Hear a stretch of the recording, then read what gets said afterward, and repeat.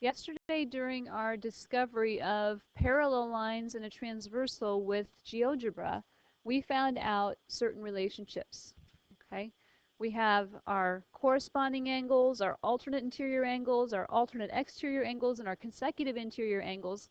All that vocab, and we need to know how those, where they are, what, and how they're related to each other.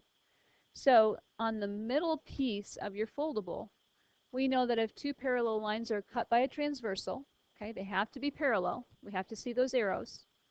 Then we know that corresponding angles, angles that are on the same side of the transversal in the same position, are going to be congruent. They're going to have equal measures. So yesterday I asked you to set up an equation for this, and you said 2x minus 3 equals 65. Because they're corresponding angles, so they are congruent to each other. We make them equal. And what did you find out that x was? 34. Everybody get 34? For the first one, the middle box, the first box in the middle. Okay? Anybody need to see it worked? All right, so let's keep moving then. The second one we had was alternate interior angles. And alternate interior angles were also congruent in our exploration. So we set up an equation that said 3x minus 16 equals 124. And then we solved that one. That one came out as a decimal. And it's okay to get decimals. Most of the time we won't, but every once in a while we will. What did you get for your decimal for this one? 46.6, I think. Okay. I'm sorry, 46.7 if you rounded it up. If you left it because it was a repeating decimal, it's 46.6 repeating. Okay, so yes, it may be 46.7. That would be okay. Okay. All right. Did anybody need to see this one worked? Yes? Okay, let's watch, let's work it. Okay. So because these two are congruent, because they're alternate interior, that makes them equal, we'll add 16 to both sides. And we get 3x is equal to 140. And unfortunately, when we divide by 3, it's not going to come out nicely. So x becomes, 3 goes into 14 4 times. I subtract my 12, and I get 20. 3 goes into 26 times, and I get 20 again, and 6 and 6 and 6, right? So 46.6 degrees, repeating. Okay? All right. The next one had alternate exterior angles because they're on the opposite side of the transversal, and they're not between the two parallel lines, they're outside of those parallel lines. And so we set them equal to each other as well. So 5x minus 30 was equal to 4x plus 2. What did you get for your value of x? 32. Everybody get 32? Anybody need to see it worked? Okay, so x became 32 in this case. And to save time, we'll keep moving unless someone wants to see it worked. It seems a little high, but when we plug it back in, 5 times 32 is going to be 160, right? Okay. Which one? Okay. So when we work it out, we end up with adding, we decide which way we're going, right? If we add 30 to both sides, we'll get 32 over here. And then we'll take away 4x from both sides. And we get 1x equals 32. Okay. And then you can plug them back in to make sure. It's always good to check your work. All right, last example that we worked last night was about the consecutive interior angles. So consecutive interior angles are between the two parallel lines, but they're on the same side of that transversal. And these are the ones that we have to be careful about because, yes, they have a special relationship name, but these are supplementary. So when they're supplementary, what does that mean? They add up to 180. So your equation was 3x plus 4 plus the 2x minus 9 equals 180. So we add our like terms, combine our like terms on the side, and work it out. And what did we get for x? What was it? I'm sorry. Did we get 38.6, 39? I think we might have gotten a whole number on this one. 37. Let's work this one out, okay? So we have like terms, okay? Our like terms are 3x and 2x. So 3x plus 2x is a total of 5x.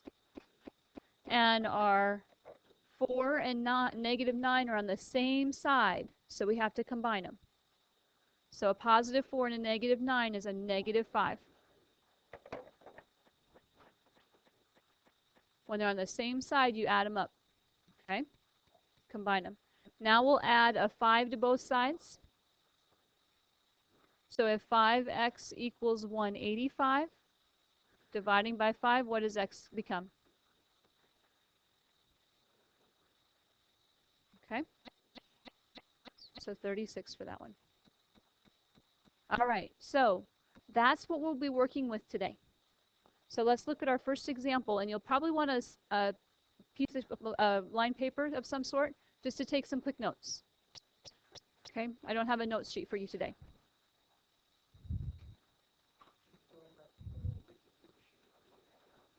The blue sheet, if you want to use the back for notes today, you could, but I have a few more notes on this particular section. Thank you.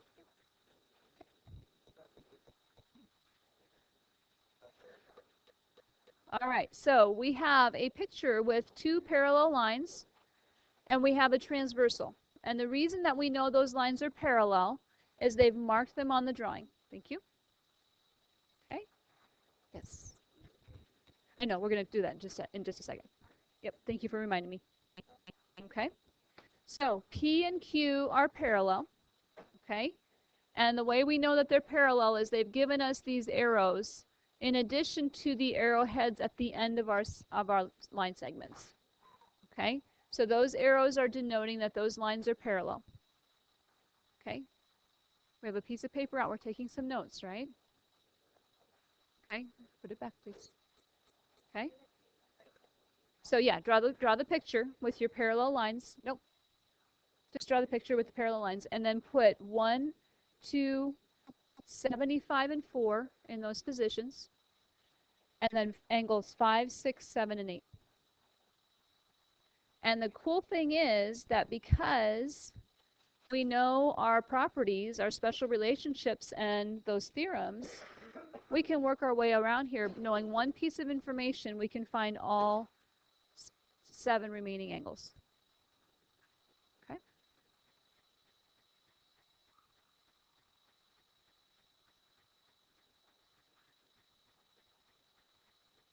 So where do we want to start?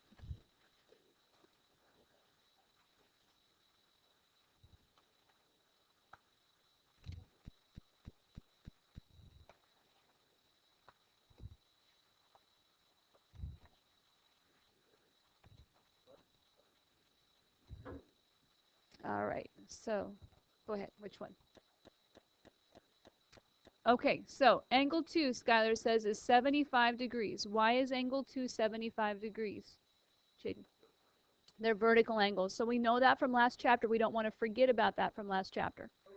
Okay, and what do you think?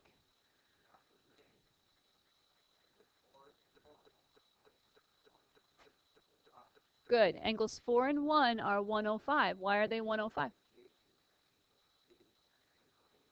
And they are linear pairs, right?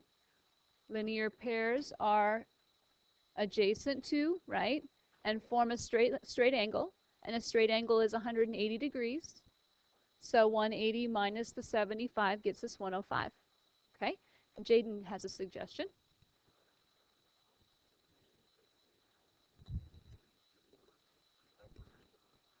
Okay? It is a clone, but we have to use our special angle relationships. Okay? So angle 75 and angle 6, how are these guys related? Jessa. They're alternate interior. So because 75 degrees and angle 6 are alternate interior, we know alternate interior angles are congruent, so this has to be 75 degrees as well. Okay, and Katie. 7 is also 75 because they're vertical. What do you think, Matthew? What's 5 going to be? 105 because it is corresponding to this one, right? Or alternate interior to this one, to 4. Okay, and last one, what's angle 8 going to be? Katie? 105. Vertical again. Okay, do you see how we can work our way all the way around that diagram?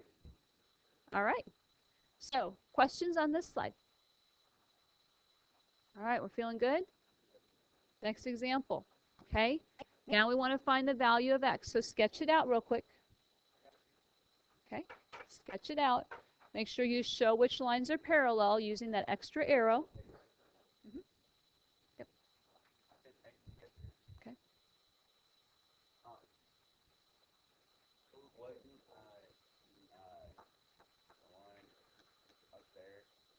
Mm-hmm.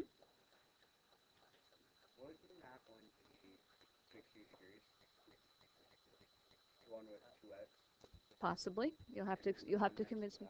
Well, I only know that because isn't it like the exterior ones all equal to each other? Good. All right. So Josh said that alternate exterior angles are congruent. So he noticed that 120 is an exterior angle. The alternate exterior angle to it is this one up here, so it has to be 120 degrees.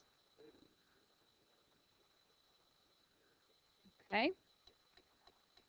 And then these two form a linear pair, right? So they have to be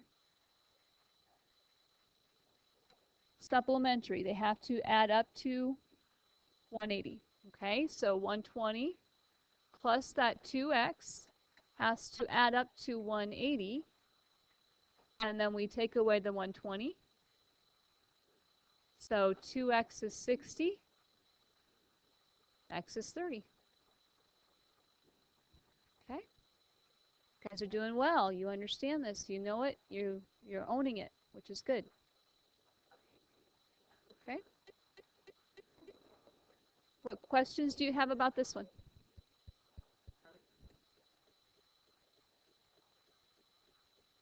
You're okay, Olivia? Okay. Got it? All right. We're all good? Okay, next one. Now we want to find the value of y. So jot it out. Jot it down. 2 quick parallel lines. Make sure you note which ones are parallel. Cut them by a transversal. Intersect them with the transversal. C and D are parallel. T is our transversal.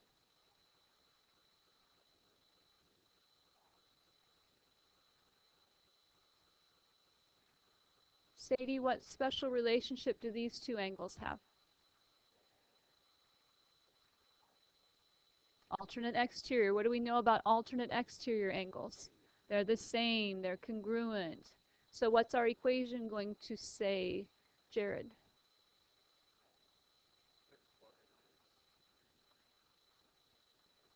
I love it. Because they're equal. Alternate exterior angles are equal. We set them equal to each other. Adam, what's the first step of solving this?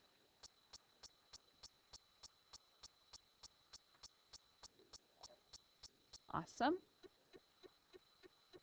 So we'll get 1 and then divide by 6. So 132 equals 6y. And if my mental math is correct, y is 22. Okay? We can do these, right? Okay?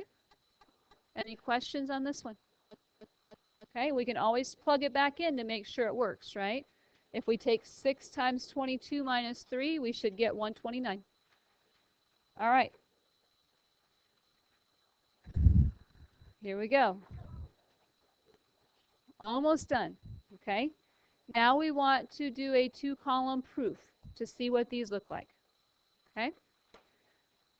Two-column proof says we want to prove that alternate interior angles are congruent, but we can't use corresponding angles. So they've got a game for us. Prove alternate interior angles are congruent, 1 and 2. They didn't give us all the numbers. They don't want us to confuse ourselves. Okay? So prove 1 and 2 are congruent without using corresponding angles. So we have this little arrow head on each of these lines showing that these lines are parallel. And that's our given. That's our symbol for parallel. P is parallel to Q. And it's been given. Josh, put the phone in a pocket, please. Okay. Should be writing this down. Okay. So what's our next step going to be? Where do you think we should go from here?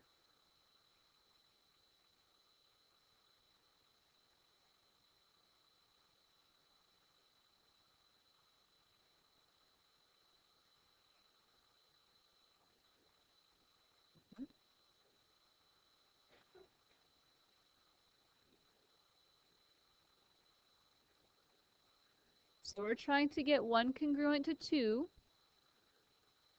We have to do something first. Where would we even begin?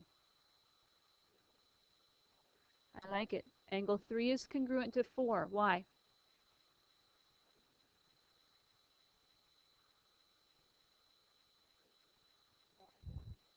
They're on opposite sides of the transversal, and they're outside of the parallel lines.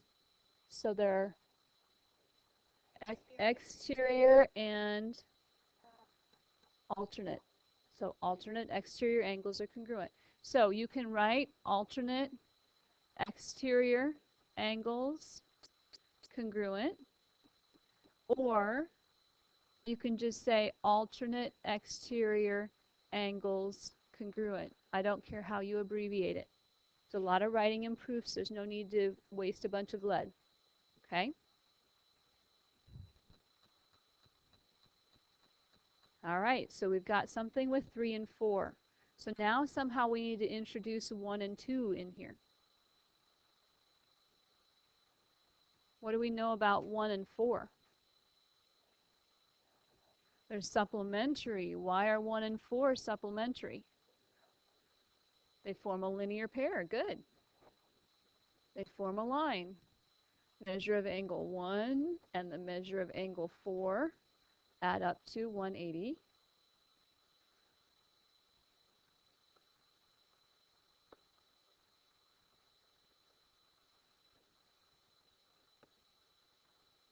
Okay.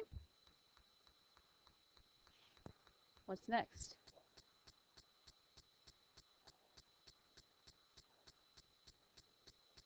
I like that. 2 and 3 are also supplementary.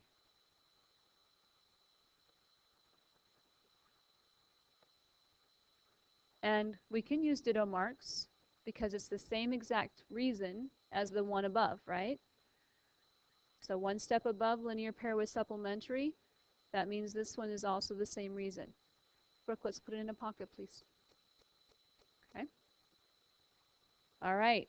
So since 180 is equal to 180, don't these guys have to be equal to each other?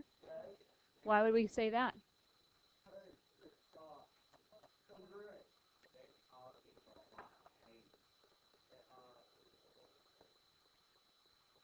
Because you're wanting to say transitive. Does it make the zigzag pattern? No. So what's our other option?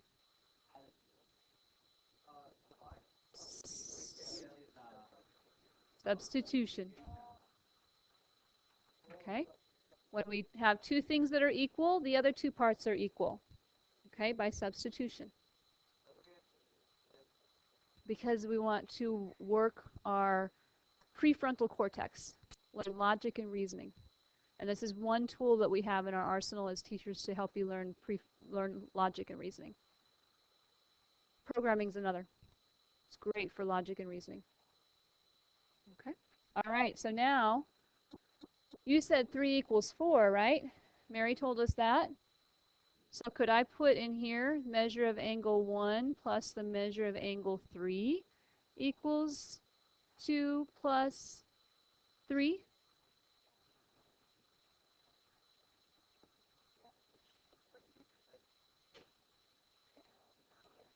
Okay, 3 was equal to 4, right? So in place of 4, I just substituted in 3. And again, I could have used ditto marks there. Eric, you're writing this down, right? Okay, but it's better if you write it down. It helps your fine motor skills, or your motor cortex helps engage the brain. Okay, so we're almost there, right? We're trying to get 1 congruent to 2. Is that our next step?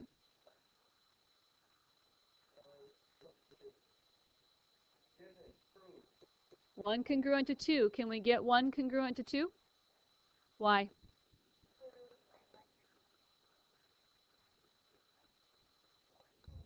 What do? We're getting rid of the 3's, right? Why can we take 3 away from both sides? Elimination, subtraction.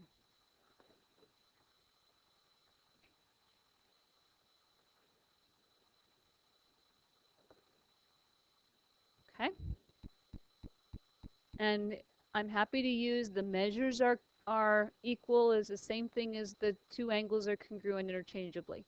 Okay. All right. Questions that you have on this one? Okay, good. So we've just proved a theorem. One of those things that we suspected by watching our GeoGebra activity, right? But we proved it formally so we can use it all the time now. All right, last example. Okay, you don't have to draw the picture here, just watch. Okay? Okay, we've got a hot air balloon, and the pilot of the hot air balloon is looking out across the horizon, right? His horizon or her horizon. And when this pilot looks down at a car, the angle of depression is 37 degrees.